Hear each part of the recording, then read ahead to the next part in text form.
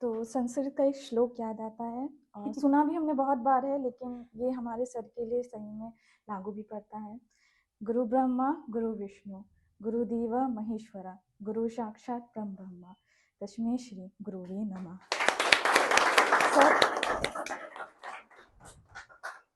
Sir आपको जन्मदिन की हार्दिक शुभकामनाएं। हम यही दुआ करेंगे कि आप हेल्दी रहें और हमारे वजह से गुस्सा ना हो। अब एक्सपीरियंस की मैं क्या ये बात करूँ, यहाँ ने सबने अपने इतने अच्छे अच्छे एक्सपीरियंस बताए हैं। तो बस अब यही समझिए कि जैसे सजीव भैया ने कहा था कि कलयुग में भी एक सत्युग जैसे टीचर हैं, और आर्यन जी ने कहा था कि एक नशा मुक्ति केंद्र है। तो उसी से मैं कहना चाहूँगी कि मुझे यहाँ पता नहीं था, मतलब एमएससी के बाद तो मैंने सोचा बीएड ही करूँगी। बस एक दिन फिर विचार बदला और नेट के लिए सोचा। अब गूगल खोला और सर्च किया तो अरदास क्लासेस ही पहले आया। अब यहाँ पर सब कहते हैं मैं इधर गई मैं उधर गई, मैंने ये सर्च किया मैंने वो सर्च किया। मैं कहती हूँ मैंने कुछ सर्च नहीं किया, सिर्फ सर को डायरेक्ट कॉल किया और ऊपर वाले का शुक्र है कि सर ने ही फ़ोन उठाया और सर ने कहा कि बस आ जाओ।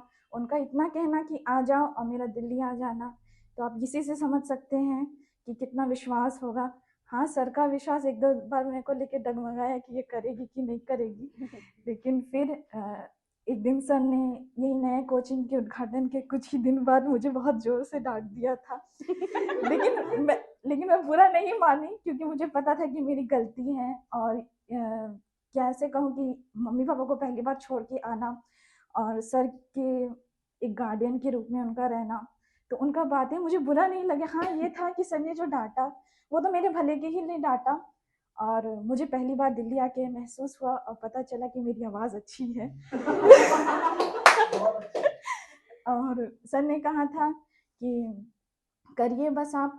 एक दिन हमारे दोस्त आर्यन ने और मानसी ने कह दिया कि ड्राइंग करिए, समझाइए कैसे आप नॉर्थ अमेरिका समझाते हैं। तो उस दिन ये भी पता चला कि थोड़े शिक्षक वाले गुण हैं, ज़्यादा नहीं है पर हैं। पर यही आशा करती हूँ कि आने वाले कुछ टाइम में हमारा भी नेट जेआरएफ हो जाएगा। और अकरम, पल्लवी और सिमरन को बहुत बहुत मुबारकबाद उनके जेआरएफ और नेट के लिए।